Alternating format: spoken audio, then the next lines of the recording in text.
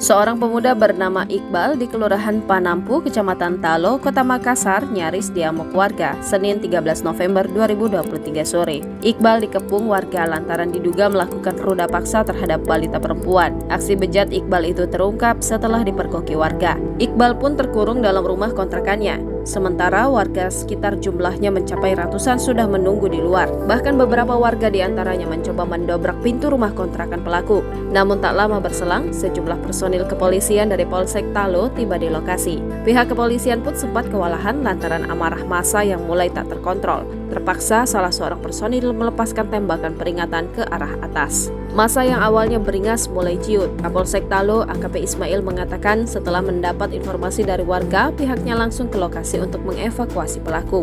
Pelaku yang berhasil dievakuasi polisi pun langsung dilarikan ke Polrestabes Makassar karena dikhawatirkan kalau di polsek nanti ada amukan massa sehingga pelaku diarahkan saja ke Polrestabes Makassar untuk proses hukum, ujarnya. Lebih lanjut dijelaskan Ismail, pihaknya harus melakukan evakuasi lantaran keluarga korban tidak terima perlakuan Iqbal. Kita melakukan evakuasi karena pihak dari korban seolah-olah mau mengamuk dan melakukan pembalasan kepada pihak pelaku, sebutnya. Sementara itu, saat ini korban, kata Ismail, sudah dibawa ke Rumah Sakit Bayangkara untuk melakukan visum.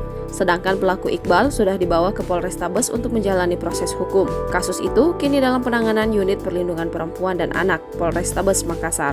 Sebelumnya, Iqbal, pemuda Makassar berusia 25 tahun yang masih berstatus mahasiswa ini, tega meruda paksa balita perempuan berusia 5 tahun. Mirisnya lagi, korban kebejatan Iqbal ini merupakan anak tetangganya sendiri di Jalan Indah, Panampu, Makassar, Sulawesi Selatan. Aksi bejat Iqbal itu dilakukan di rumah kontrakannya pada Senin 13 November 2023. Saat itu Iqbal sedang sendiri di rumah kontrakannya, lalu memanggil korban yang memang biasanya bermain di sekitar kontrakan. Download Tribun X sekarang, menghadirkan lokal menjadi Indonesia.